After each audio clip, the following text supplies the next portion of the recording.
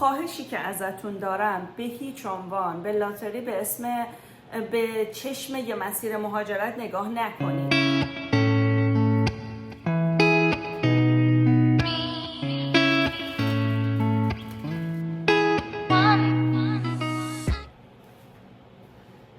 سلام رفقا، امیدوارم که خوب باشین. سلام منو دارین از یه روز خیلی سرد سیاتل. اول از همه بیاین یه قراری با هم دیگه بذاریم، آرایش نداشتن رو نورمالایز کنیم. ببین من اگه الان میخواستم بیام برم آرایش کنم باید 1000 تا کار قبلش میکردم، بعد خسته میشدم، بعد حوصله‌ام سر میرفت، بعد استرس میگرفتم که کارهای دیگه مونده، بعد این باعث میشدش که نتونم بیام این ویدیو رو بگیرم. به خاطر همین بیایم قبول کنیم که بعضی از آدم‌ها آرایش نداشته باشن. اوکی؟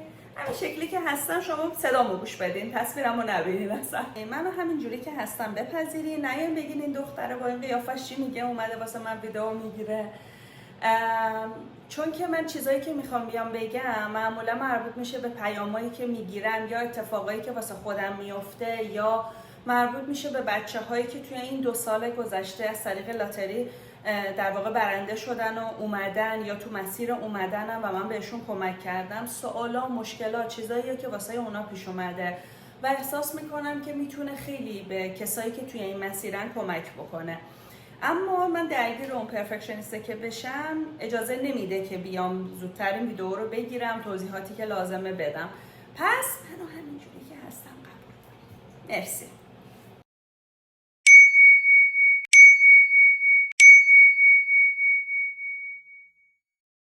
خب ویدئوی امروزم مربوط میشه به جواب یه سوالی که یه خانم عزیزی به من پیام دادن و از من یه سوالی پرسیده بودن.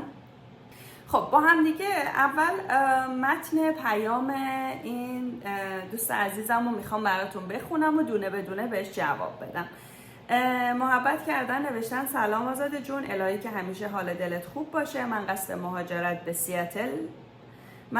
مهاجرت دارم به سیاتل. اول امیدم به خداست که لاتاری برنده بشم. الهی که خدا به حق بزرگی خودش به هم نگاه کنه، از اون نگاه قشنگا تا بتونم راحت بیام آمریکا. داخل یوتیوب دیدم ویدیوهاتو، کلی کیف کردم عزیزم. انشالله همیشه موفق باشی و خوشم اومد. اینستا سرچ کردم تا بهت مسیج بدم و مزاحمت بشم و چند تا سوال داشتم و ازت راهنمایی میخوام که سیاتل شهری هست برای یک دختر تنها خوب باشه؟ کار میتونم پیدا کنم؟ هزینه زندگی چطوره؟ اجاره خونه ها به چه صورته؟ میتونم بیام از صفر شروع کنم؟ چقدر باید همراهم پول باشه؟ خیلی ممنونم بابت این پیام و دوست دارم که اینجا عمومی جوابشو بدم که فکر میکنم احتمالاً برای خیلی از آدمای دیگه ممکنه این موضوع سوال باشه.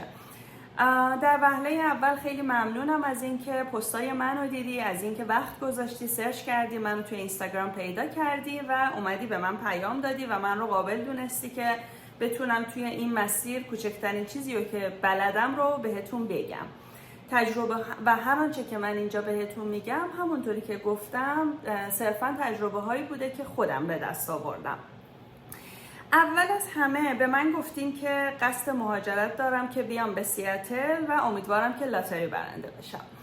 این رو من سعی کردم به عنوان یک برنده لاتری به کرات همیشه گفتم و بازم تأکید میکنم چون به نظرم موضوع مهمیه. خواهشی که ازتون دارم به هیچ عنوان به لاتری به چشم یه مسیر مهاجرت نگاه نکنید، به خاطر اینکه لاتری 0 تا 100ش لاتریه. یعنی به هیچ عنوان اینجوری نیستش که شما الان بگین که خب من لاتری ثبت نام کردم و من تو مسیر مهاجرتم. به خاطر اینکه شما ممکنه که برنده نشین، ممکنه برنده بشین و به سفارت دعوت نشین، ممکنه به سفارت دعوت بشین و برین توی پروسه AP و هیچ وقت از اون پروسه خارج نشین. این چیزیه که خیلی من به چشمم دیدم و میدونم ناامیدی که ایجاد میکنه چقدر میتونه اذیتتون بکنه.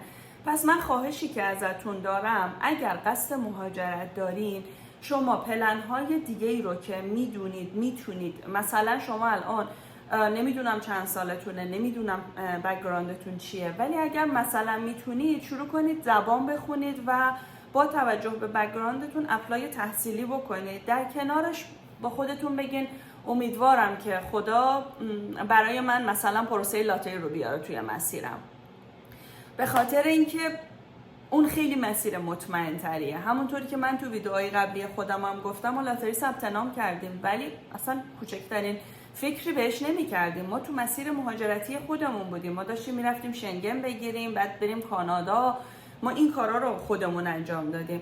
پس من واقعا بهتون میگم برای اینکه این مسیر سخته، برای اینکه این مسیر ناامیدتون نکنه، به لاتری به عنوان یک پروسه مهاجرتی نگاه نکنیم، بهش فقط به چشم یک شانس نگاه کنید که آیا قراره این شانس به شما رو بکنه یا رو نکنه.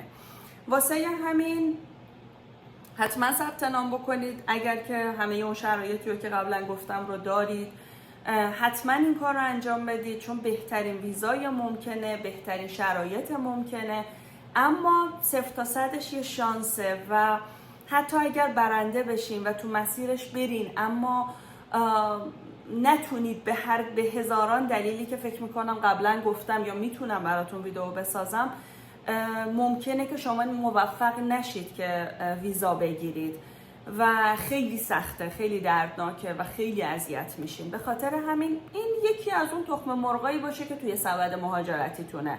شما پلنای خودتونه بچینید و من با تمام وجودم امیدوارم که اگر که تو مسیر زندگی شما هست حتما لاتری برنده بشین. ولی تاکید میکنم لطفاً به لاتری به عنوان پروسه مهاجرت نگاه نکنید، خیلی میتونه ناامیدتون بکنه. حالا این از این، حالا راهنماییایی که میخوایم. پس گفتیم چی؟ این شما اگر میخوای به سیاتل برو تو شکلای دیگه‌ای که میتونی براش اقدام بکنی، لاتری هم ثبت نام بکن. این از اولی. شما گفتید واسه دختر تنها خوبه. نمیدونم چند سالتونه، نمیدونم که از کجا هستین، شرایط قبلیتون چی بوده، پیش زمینه هاتون چی بوده، اما من یه چیزی رو که فهمیدم اینه که امن بودن و نبودن یک جایی کاملا بستگی به عملکرد ما داره و کاملا بستگی داره که ما کجا میریم و چی کار میکنیم. به نظر من هیچ جای دنیا نه امنه نه ناامنه. درست گفتم؟ نه. به نظر من در رابطه با موضوع امنیت خیلی فاکتورها مهمه. ببینید الان خیلی جاها میگن که مثلا آمریکا ناامنه. خب بله، مثل همه جای دنیا یه قسمت‌های ناامنی داره، ولی تا به امروز من شخصا ناامنی به چشم خودم ندیدم. چرا؟ به خاطر اینکه شما زمانی که وارد میشین مهمه که تو کدوم محله ها ساکن میشین، مهمه که کجا خونه میگیرید، پیش کی میرید، به چه آدمایی اعتماد میکنید، کجا وارد کار میشید، اصلا با چه بک‌گراندی وارد میشید. ببینید من همین سیاتل که ما داریم زندگی میکنیم، ما تو منطقه‌ای که هستیم، من تا به امروز حتی یک دونه هوملس و یک دونه اتفاق خطرناکی رو تا به امروز ندیدم. همه چی اوکیه. ولی همینو مثلا یه نیم ساعت رانندگی بکنی بری به مرکز سیاتل برسی، واقعا چیزای عجیب غریبی میبینی. همونطوری که ما مثلا توی تهران، من هیچ خب شب اونجا نبودم ولی خیلی ویدیوها و مستندهایی ساخته شد از این که مثلا یه جایی مثل شوش تهران شبا خیلی مثلا خطرناکه، خیلی ناامنه، خیلی همه کسایی که حالا اعتیاد دارن، کسایی که زندگی ندارن و اینا اونجا جمع میشن. از اون ورم خب ما منطقه هایی رو داریم که خب نه همچین چیزی نمیبینی، همه چی اوکیه، حالا تا حدودی که هست امنیت خودشو داره.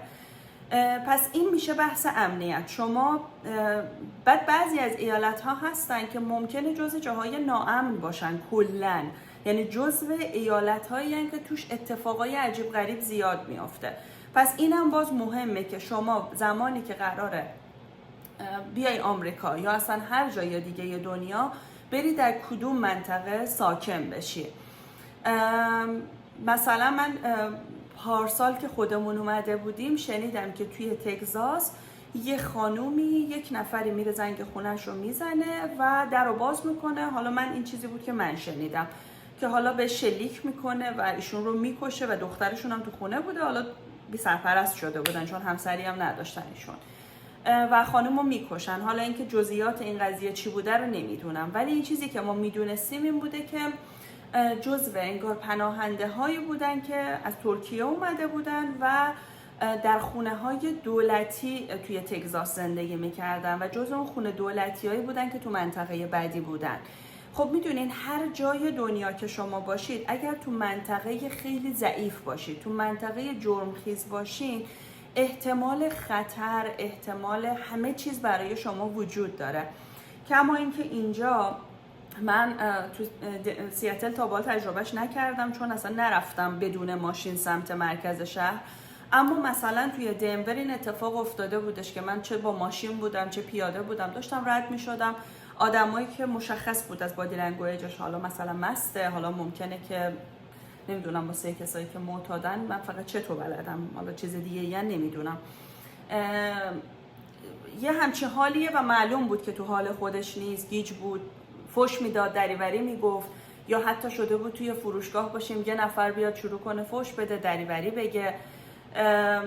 ولی خب اینجوری نبودش که خب می اومدن سکیوریتی به بیرون هدایتش میکردن و تموم میشد. اینجوری نبودش که من یه اتفاق ناامن ببینم. کما اینکه شما تو تهران هم ممکنه که مثلا توی یه فروشگاه باشین یه نفر شروع کنه با یه نفر دعوا کنه و حالا هر اتفاقی بیفته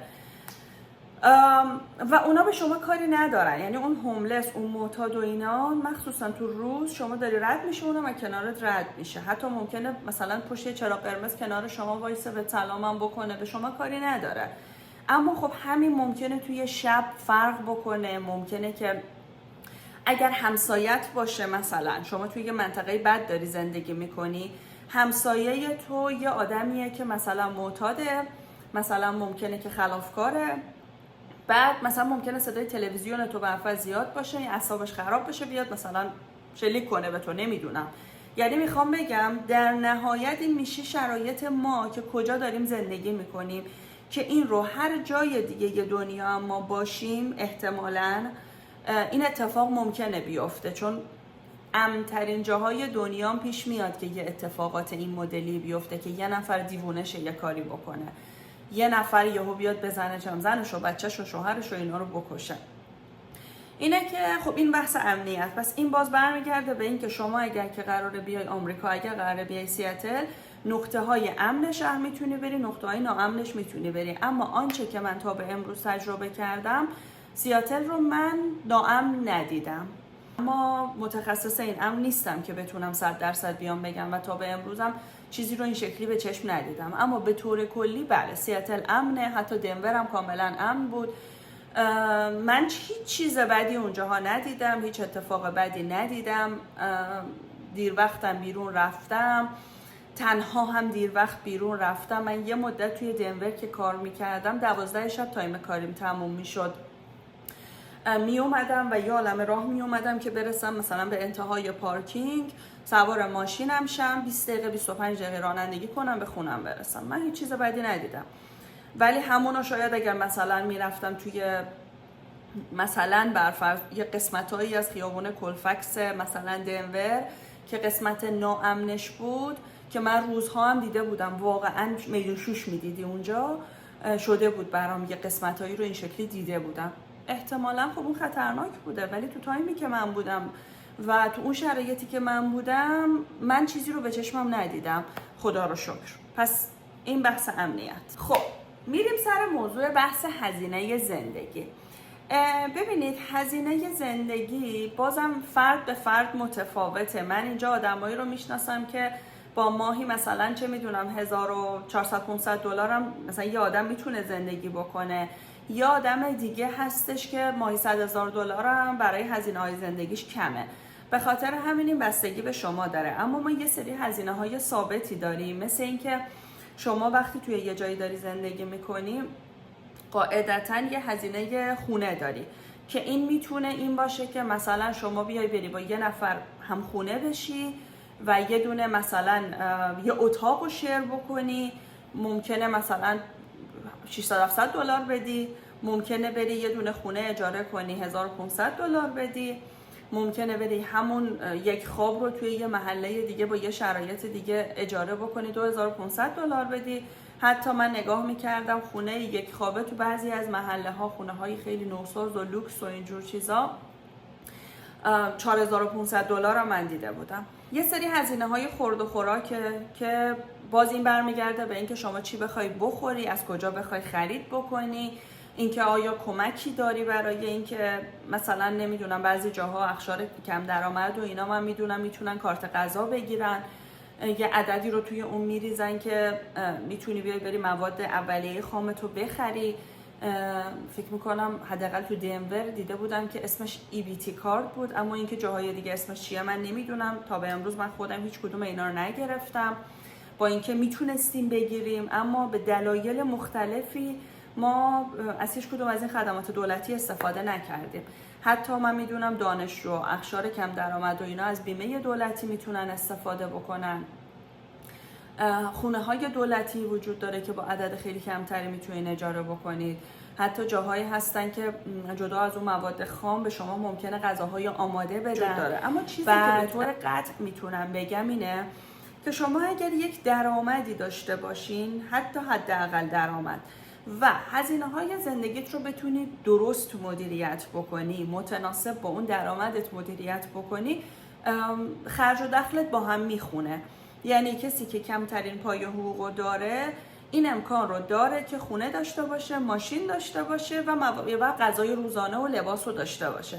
حالا اینکه اینها در چه لولیه این جای بحثه، ولی اینطوری نیستش که طرف مثلا اگر یه نفری داره کار میکنه تو خیابون بمونه، نه، براش همیشه جا هست. فقط ممکنه که مثلا تو محله باشه که مد نظرش نیست، ممکنه خونه یه شعر باشه، ممکنه یه اتاق با یه نفر شعر باشه، ممکنه همین مواد غذایی رو باید از یه جایی بگیره، ولی در نهایت اینا شدنیه، چیزی نیستش که نتونی شما پسش بر بیای.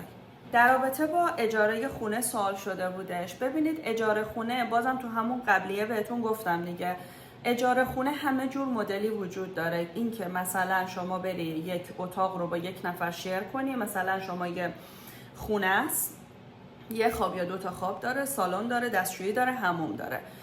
شما میتونی یکی از اتاقای اونجا رو اجاره بکنی، میتونی با یک نفر یکی از اتاقا رو بگیری و 2 تا تخت رو طرفش بذارید. همه مدلی هست و میتونی بری خونه اجاره بکنی.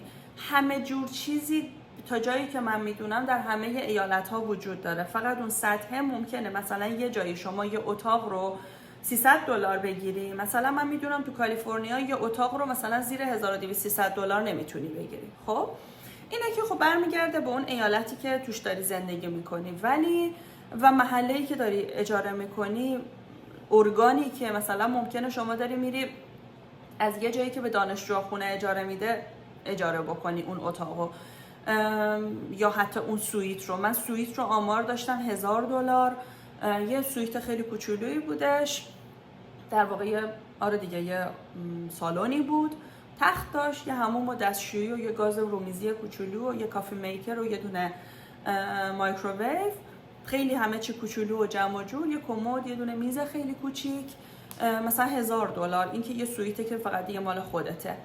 بعد میتونم از صفر شروع بکنم. بله همیشه از صفر، یعنی ما خودمونم از صفر شروع کردیم، مهم نبود. یعنی من زمان برد تا با این موضوع شخصا کنار اومدم که باید از صفر شروع کنی. مهم نیست تو ایران چی خوندی، چی کار میکردی، کجا بودی و همه چی، در نهایت شما باید از صفر شروع بکنی.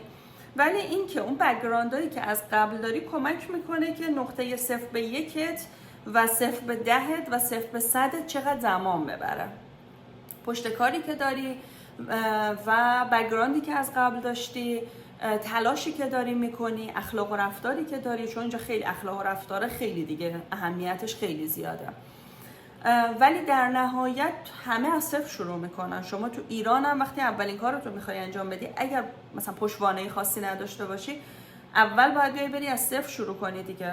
در نهایت از صفر شروع میکنی، اما با اون نقطه صفر هم شما مثلا اگه با لاتری بیای و اجازه کار داشته باشی و روز اول بری یه جا و مثلا فول تایم کار بگیری، دیگه فکر میکنم تو هیچ ایالتی نباشه که شما زیر $2000 در ماه با کمترین درآمد ممکن از یه کار فول تایم در بیاری. حداقل فکر میکنم $2000 رو حداقل در بیاری، که اگر اون کمترین درآمد، یعنی توی اون ایالت انقدر دستمزد پایینه که شما قراره $2000 از یه کار فول تایم در بیاری، احتمالاً اجاره مثلا یه آپارتمان یه خوابت شاید مثلا $1200 باشه، شاید هم حتی کمتر. قاعدتاً حمل و نقلت که قاعدتاً اینجا باید ماشین رو حتما داشته باشی، مگر اینکه حالا یه مدت جا محل زندگی و کار و درست و اینا یه جایی باشه که بتونی یه مدت بدون ماشین سر کنی و از حمل و نقل عمومی استفاده کنی. خورد و خوراک و چیزای دیگه هم، یعنی اصلی ترین هزینه بازم میشه همون هزینه اجاره خونت. باقی چیزا دیگه قابل مدیریت کردنه. واسه همین در هر صورت با کمترین حقوق هم شما زندگیت میگرده که یک نفر باشی. حالا اگر 2 نفر باشی کلا همه چی خیلی راحت تر میشه، چون هزینه خونت و هزاران چیز دیگه شیر میشه و حتی میتونی پس اندازم بکنی. یعنی 2 نفر فول تایم اگر که در ارزون ترین ایالت ممکنم کار بکنن، مدیریت بکنن هزینه هاشون رو، مطمئن باشین که پایان ماه سیف هم میتونن بکنن. چقدر باید همراه هم پول داشته باشم؟ هرچه بیشتر بهتر، ولی من دوستایی رو داشتم که با $5-6 هزار وقتی لاتاری برنده شدن اومدن. میشه، با همه چی میشه، این بستگی داره نگاه شما چی باشه. با 50-60 هزار تومان میشه، 100 هزار تومان میشه، 500 هزار دلار هم میشه، همه چی میشه. مهم اینه که توقع و انتظار شما از زندگی چی باشه و در نهایت شما اندازه این که بتونی بیای اون اولش، حالا میخوای ایر بی ام بی کنی، میخوای اجاره کنی، میخوای بری هتل، اون پول اولیه اون شهری که داری میری رو داشته باشی. یه پول اولیه‌ای برای اینکه بتونی غذا بخوری، حمل و نقل عمومی داشته باشی و خودتو برسونی به جایی که بتونی کار بگیری. واسه همین میگم من دوستی رو داشتم اون زمانی که ما داشتیم می اومدیم که یه پسر مجرد بود، قرارم بیاد بره یه اتاق از یه جایی رو بگیره. فکر میکنم هم تگزاس رفتن، با مثلا $600-700 یه اتاق رو اجاره کرده بود. ماشین اینجا $2-3 هزار هم میتونی پیدا بکنی. حالا این یا بخت و یا اقبال، احتمال اینکه پدرتو در بیاره و ماشین خیلی زیاده، ولی احتمالش هم هست نه بخواد شما رو از یه نقطه به یه نقطه دیگه برسونه برات جواب بده. کاملا به توقع شما از زندگی برمیگرده، به خواسته شما برمیگرده. اینجا خیلی جاها میتونی بیای بری حتی مثلا چه میدونم یه غذا بخوری $3، $4، $2، اینا هم وجود داره. کاملا بستگی به این داره که شما چه توقعی از زندگی، از مهاجرت داری، چقدر آماده این هستی که این سختی‌های اول مهاجرت رو بپذیری